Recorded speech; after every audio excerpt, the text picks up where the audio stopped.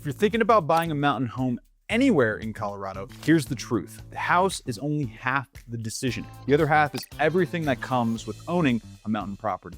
And a lot of that stuff doesn't show up in the listing photos. So today, I'm gonna walk you through the 7 questions I would ask before buying a mountain home. And I'll start with the biggest one in today's market, because this is new for a lot of buyers and it's catching people off guard. So the first question I'm asking is, can this home actually be insured?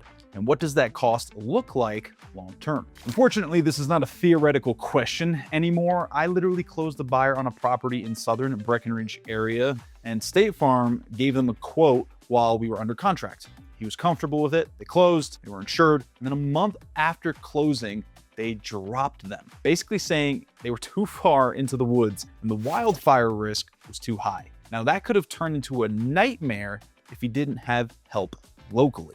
Good news is I have a local insurance broker who got him covered basically the next day, so there wasn't a meaningful gap. But the lesson is clear. You can't assume insurance is a formality in mountain markets anymore. You have to treat insurability like part of your due diligence, just like inspection. And this is where Colorado actually does something really well for buyers. The Colorado contract, one of the big benefits is there's typically an insurance objection termination deadline baked into the timeline, meaning you have a window to shop insurance, get quotes you're comfortable with. If it doesn't pencil or it's not available in a way you're okay with, you can terminate based on insurance by that deadline and keep your earnest money protected. It's one of those little things that makes buying in Colorado safer if you actually use the contract properly. And side note, because I just experienced this recently traveling and networking, Colorado contracts are way more detailed than what a lot of other states use,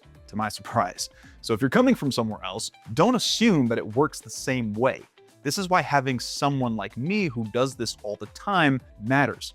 Not because I'm trying to be dramatic, but because a long contract means a lot of deadlines and a lot of leverage points if you don't know what you're doing. Okay, second question I'm asking, how does this property function in winter when it's ugly outside? So I'm looking at things like driveway grade and exposure. Is it north facing? Because north facing driveways in the mountains can stay icy for months. I currently have a listing now, and we didn't really get that much snow this year, but the driveway is a north-facing aspect. And so they didn't have the proper maintenance until I had stepped in as the agent and encouraged them to get the ice removed from the driveway.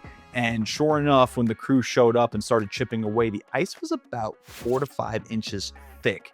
And it wasn't that cold this year and there wasn't that much snow. So your driveway aspect definitely is important. I'm also looking at access. How steep, how tight, how far off the main road. I'm looking at parking too. If you've got friends or family coming up and it dumps overnight, this matters way more than you think, because the fastest way to ruin a legacy weekend is having everyone show up stressed out because the driveway is chaos. And I'm also looking at the home's freeze protection reality.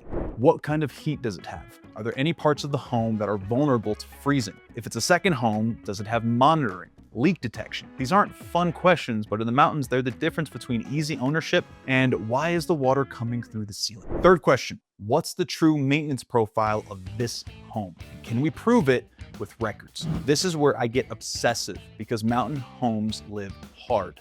And that means that the homes that are well maintained stand out immediately, and the ones that aren't usually show it in the details. So I'm starting with the basics. Does the exterior look cared for? Does the siding look beat up or stained? Is the paint peeling? Does the roof look tired? Gutters hanging? Landscaping neglected? Because if someone isn't handling the obvious stuff, there's a decent chance they're not handling the hidden stuff either. Then we get into systems. I'm looking at heating systems, water heaters, boilers, furnaces, radiant heat, hot tubs, fireplaces, anything that can become expensive fast. And I want to know who serviced these systems, how often, and is there documentation? Because the best sellers in mountain markets are the ones who can hand you a folder or a digital file and say, here's what we've done, here's when we did it, here's who did it. That's what a responsible owner looks like. Do yourself a favor and have records of everything that has been done to the home, as well as maintenance records, because that will put the buyer's agent and the buyer's mind at ease like nothing else will. Now, I have a plumbing and HVAC background, and that matters because I have a real eye for this. But regardless, I still bring in a strong inspector, and depending on the property, I might bring in specialists too, because sometimes a general inspection is the start, not the finish, especially if you're buying at a higher price point and you want to know exactly what you're stepping into. And inside this question, I'm also paying attention to disclosure. In Colorado, sellers provide disclosures about known adverse material facts, and there are contract deadlines tied to receiving that information and responding to it. If a disclosure reveals something you weren't expecting, especially something that changes the risk profile of the home, you've got options within the contract timelines. Fourth question: if this is a condo or townhome, how healthy is the HOA?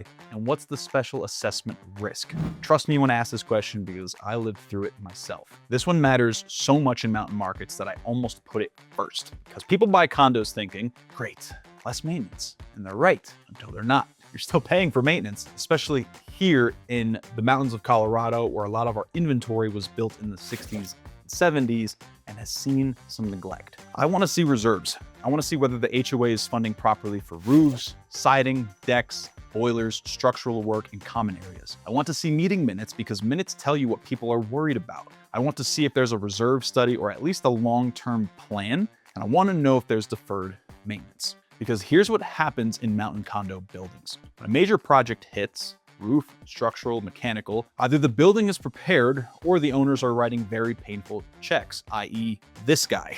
And if too many owners can't afford those checks, projects get delayed, values get pressured, financing gets harder, and suddenly you're not just dealing with a maintenance issue, you're dealing with a marketability issue. Even in a strong market, a building with poor HOA health becomes a problem. In a slower market, it becomes a huge problem. Fifth question: what's the town and county direction, especially around rentals and regulation? This is where out-of-state buyers get burned because they assume every mountain town treats rentals the same, and they absolutely do not. Some areas are friendlier to rentals, some are stricter, and some have zoning that dictates what you can and cannot do. So, if rental income is part of your wealth building strategy, you need to ask that question up front. Can you short-term rent? Is the area licensed? Are there caps or zones? Is the license transferable? In most cases, no. Are there penalties?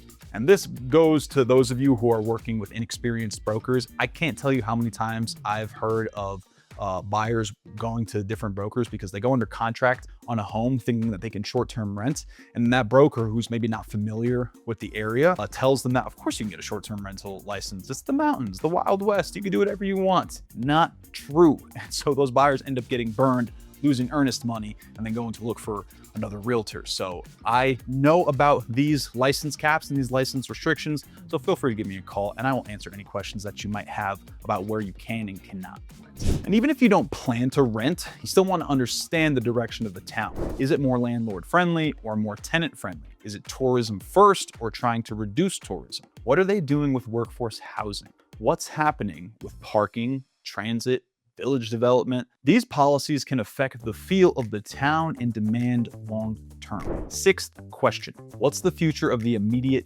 neighborhood, especially surrounding lots and development risk? This is the one nobody thinks about until after closing, and it's painful. You buy a home because of the view, the privacy, the feel, and then you find out the lot next door is buildable, and someone builds a house that blocks the view or changes the vibe. I've seen it happen firsthand. So I'm checking what's around you. Are there unimproved lots nearby? What can be built there? What does zoning allow? Are there height restrictions, setbacks? Are there any town-owned parcels that could become something later? Are you near a road that gets slammed during ski season? Are you near a commercial zone where things might change over time? Again, you can remodel a house. You can't remodel what's next to it. And my last question: have you actually test-driven the town and the neighborhood like a local? Most of you who are watching this channel are likely looking to buy here as a second home or as a retirement home, and you'll have the time and flexibility. So this is crucial. And it's honestly one of the most underrated things that buyers can do, and the smartest ones do it naturally. I guess you could say I have a lot of conversations with potential buyers about this. If you're not sure you're going to like living in a mountain town, rent first. This 3 to 6 months is amazing. In most mountain markets, there are short-term rentals everywhere. This way, You can spend a week and learn a lot. You can learn whether it feels like your place or just a place. Now, here's the part that ties all 7 together. Buying a mountain home is not just buying real estate. It's buying a lifestyle system. And the best legacy homes are the ones where the system is easy. So if you're looking to create that legacy in the mountains and you want help running through these 7 questions, call, text, or email me. You're going to talk with me or someone on my team, and we'll build the deal around protecting you. And guys, just a reminder again, the Colorado State contract, it is 25 pages long. So it's a long contract, a lot different than what you're dealing with maybe in Texas or Florida or other markets and out of the state. But the contract is very much written to protect you as the buyer. So let me know what you guys think. Are these questions that you've been considering before you end up looking for a home out here? And if you're not, you need to talk with me or somebody at my team here at Sotheby's International Realty, because we're going to be able to help you along the way. And then also being at Sotheby's International Realty, we have agents who think like this and have a process for how to fit your lifestyle with the home. And so we've got agents all over the country. And if you're looking at real estate anywhere, not just here in the state of Colorado, feel free to reach out to me and I can connect you with one of our hardworking advisors who, again, they have a process and they're going to be able to help you and ask the right questions before you end up learning the hard way, buying the wrong home. Thank you guys for watching this video. I'll see you next week.